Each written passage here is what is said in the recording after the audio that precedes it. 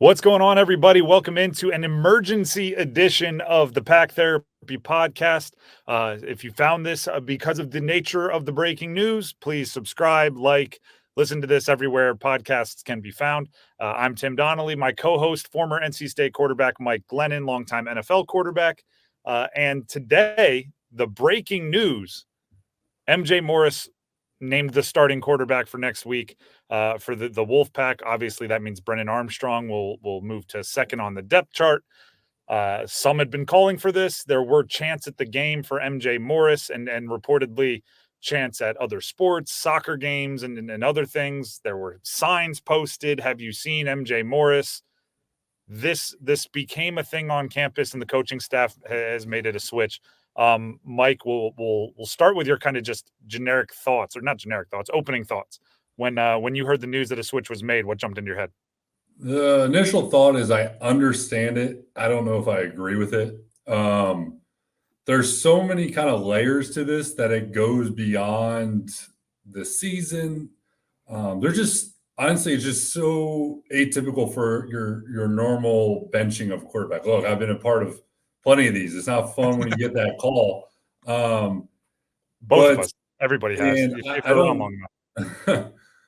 I understand the offense hasn't looked good. I understand Brennan hasn't particularly been sharp, but it's the offense as a whole. There's not, in my opinion, a magic wand that when MJ Morris trots out there that all of a sudden this line's going to start picking up blitzes, unblocked guys, mug linebackers walking up completely untouched, guys in the run game not being touched, no separation receiver, running backs not making plays. I mean, the whole offense is a mess. So do I understand wanting a spark? Absolutely. I mean, and it's the easiest way to get a spark is from the quarterback position. To start with MJ Morris, he's well liked in the locker room. I've heard from multiple people since he got on campus. He kind of has that it factor that guys gravitate towards him. He did some good things last year, without a doubt, in a limited sample size. So I do understand it. I just, it's the nature of the beast, and that's what you sign up for when you play the quarterback position, is that you get all the glory when things go well and you get all the blame when things don't. But not to ramble on, but there's even more to this. It's like, what were the conversations to MJ Morris, to Brennan Armstrong when this thing got started? When they hired Robert and it sounded like he wanted Brennan to be the guy. And then MJ goes through spring. Is he going to transfer? What were those conversations behind closed doors? What does he want to be redshirted? I mean, there's a chance. If I'm him, I could understand him saying, I don't want to start. What do you mean? You told me all along I'm going to redshirt to get that year on the back end. And now that things are a mess, now you want to throw me in the fire? Like, is that fair to me? I don't know. I mean, it's those are the conversations that none of us are entitled to and don't know what was said.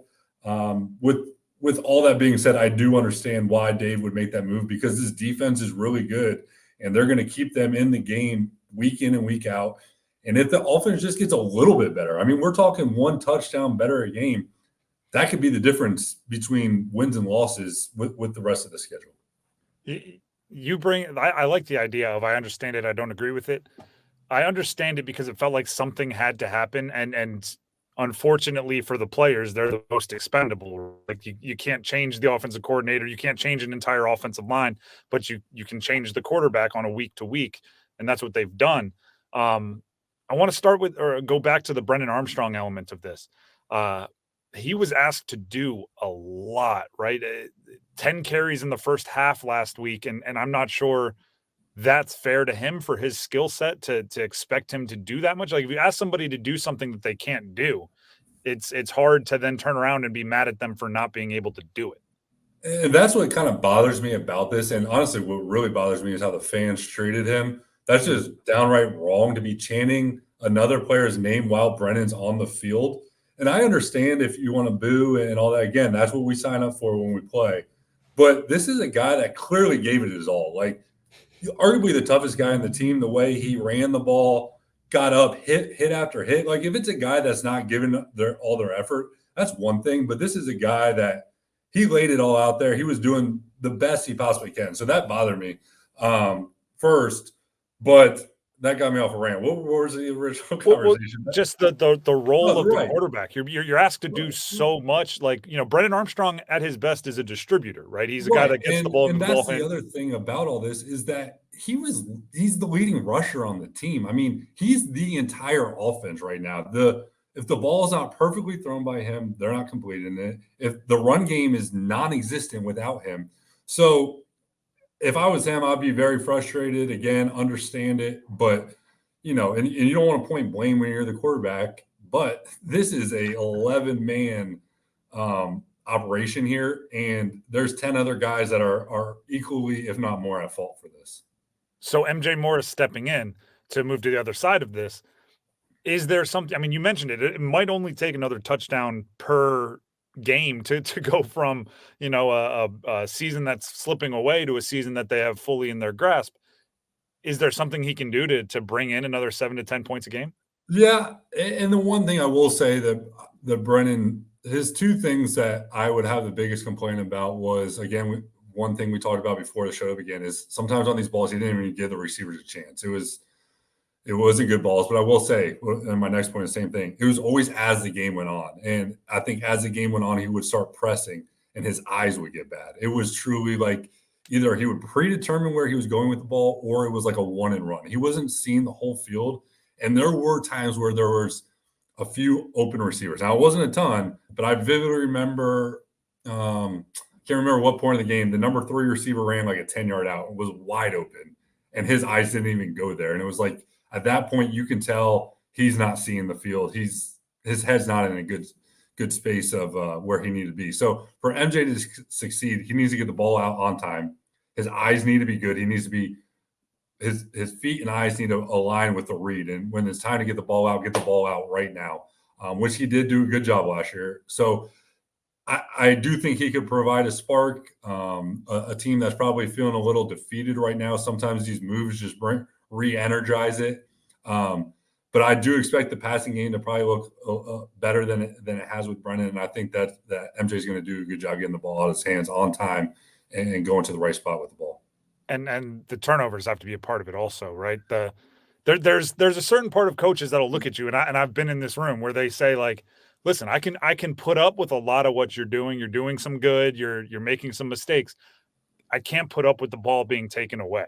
Correct. And the turnover battle is always going to be the number one thing. I mean, I remember when I was with Lovie Smith in Tampa, the first thing he showed every day when we started the meeting was the turnover differential margin. Something crazy like if it's even in the NFL, it's like 50% winning. +1 goes to 60, +2 is like 80. If you're +3, you have like a 95% chance of winning. So, yes, those turnovers are unexcusable. But again, let's go back. Who does the blame always? It goes on Brennan. First interception, was it a great ball? No. But the receiver doesn't even reach his hand out. Second one, again, we're asking our quarterback to be the power running back, and the helmet gets hit on the ball. I mean, that's going to happen, and the ball comes out. Third one, the last one at the end, again, the guard gets plowed right into him, and he gets hit while he's throwing, and he's fading away. I think that goes on multiple people. So it always falls on the quarterback. But this, again, it goes around to it all. But I understand you can't be having that many turnovers and expect to win. The other big storyline of this season has been the play calling, Robert and Nye, and I think, and this might have been actually both Brennan Armstrong and Robert and Nye. The idea of them getting back together maybe set expectations too high for both of them. It was like, when they get back together, it's going to be 4,500 passing yards, just like they had at UVA and all this, and it's definitely not come true, at least to this point on the offensive side. Can MJ Morris open up the playbook? Do you see there anything being, it's in the playbook with Morris that maybe I wasn't comfortable calling with Brennan? Honestly, no. Yeah. You start looking back and it's okay. What's the common denominator? Why hasn't Brennan been the player he was 2 years ago? And maybe it's the receiver. I mean, I guess he still had him, but that Wicks guy that's with the Packers, a receiver, he was there. Like, he had some guys on the outside. That other really tall receiver that wore number 99. And I don't think, there's a magic 8 ball with, new plays that's going to all of a sudden turn this offense around. I do think that the offense maybe needs to help again these receivers out more, to find ways to get them open. But it'll be interesting. I mean, I'm pulling for MJ. He's a great kid. I just am, I think as you and I can relate, it's always hard for me when a quarterback gets benched because we've lived it before and know it's a full team effort. And sometimes the whole thing falls on the quarterback. So I hate it for Brennan. Great opportunity for MJ. But again, I think this is just it's an interesting move. I mean, the whole redshirt dynamic of now MJ's eligibility is up. I mean, now you got 2.5 years left of him, and that's it. So, or if MJ plays 4 games and doesn't turn it around, you go back to Brennan and you preserve that. Yeah, I mean, that's true. I mean, I don't know. This it's just that's like a lost season move. You hope you're not there in 4 games. Right.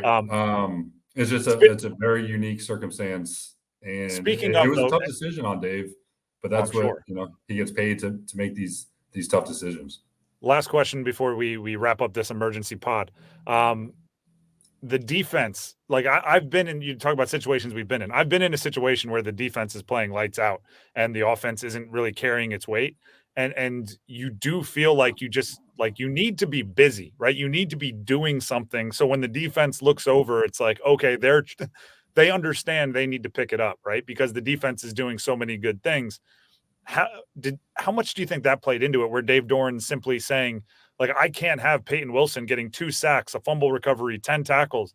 I can't have our safeties, being a rotating cast of characters and they keep getting turnovers. They keep making plays and then look at the offense and go, just keep doing what you're doing. We're going to figure it out. It's like, I needed to do something to pay off for those guys that we're doing everything we can. I think the defense has a huge part in this, in that if this was a defense that was giving up, 35 points a game and the offense was struggling the way it was, I don't know if you make the move, because it like we're talking about, the margin of error, the difference between a win and a loss, it might only be a field goal, a touchdown. And if that's one drive a game, I mean, and if MJ can do that, then obviously it's worth it. And I think this kind of, to your point, it's like, how can we as a defense keep showing up every day? And if Dave wouldn't have considered, doing this. So that's why I understand of trying to salvage the season of, hey guys, we're in it to win it. I'll give you that. This is a statement from Dave Doeren that this season is important. This season matters. We are willing to burn a future year, a redshirt year of MJ Morris, to try to get the offense fixed for this year. So and I think it's Dave kind of honestly admitting he was wrong. I mean, they could have gone with MJ from the get-go last year, but they thought that bringing Brennan would help, this season out, and I think also help the trajectory of the future. And it's him kind of owning it up that, I was wrong, and we're going to MJ. But I think it's still kind of TBD. We can't say if this is the right or wrong decision until we see how the offense looks for the rest of the season. And that starts this weekend. Mike, we appreciate you for jumping on emergency notice for the Pack Therapy. Everybody else that's listening, subscribe everywhere you find podcasts. Check it out on YouTube. It's all there for everything you need for Pack Therapy. New quarterback MJ Morris. We'll see how it goes.